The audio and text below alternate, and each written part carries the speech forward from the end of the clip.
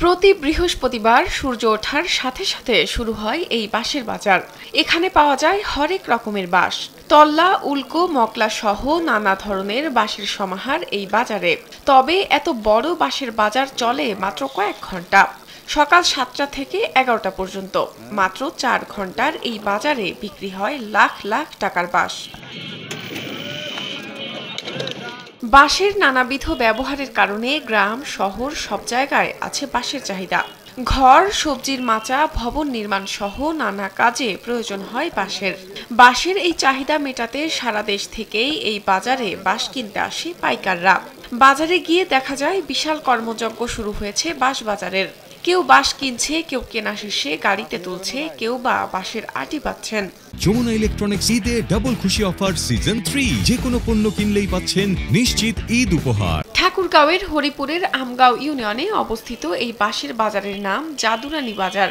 দেশের উত্তরাঞ্চলের একটি ঐতিহ্যবাহী বাজার এটি।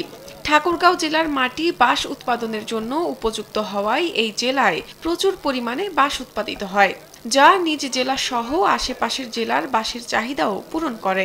ঢাকা, দিনাজপুর, রংপুর, পঞ্চগড় সহ বিভিন্ন জেলার ক্রেতারা এখানে বাঁশ কিনতে আসেন। ক্রেতারা জানান, জাদুরানী বাজারে বাঁশের দাম নাগালের মধ্যে।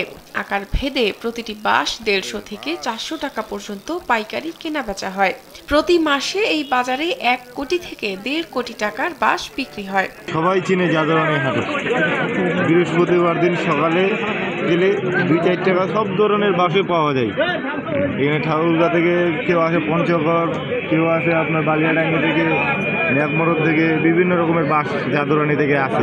প্রচুর পরিমাণে বাঁশ আমদানি হয়। ঠাকুরগাঁ জেলার মধ্যে বলা যায় যে বাঁশ হাটের দিক দিয়ে শ্রেষ্ঠ হাট আমাদের এই জাদুরানী বাজার। দামের দিক দিয়েও কম। বাঁশের পাশাপাশি এখানে আপনার নিকড়ি পাওয়া যায়, তারপর হচ্ছে সিংজা পাওয়া যায়। বাঁশ উৎপাদনকারীরা জানান, বাঁশ লাগানো ও পরিচর্যায় তেমন কোনো খরচ নেই বললেই চলে। একবার বাঁশের চারা লাগালে 4 থেকে 5 বছর পর তা থেকে বাঁশ কাটা যায়। প্রতিটি মাঝারি ঝাড় থেকে বছরে 50 থেকে 60টি বাঁশ পাওয়া সম্ভব। শাহনাজ পারভিন, কালবেলা।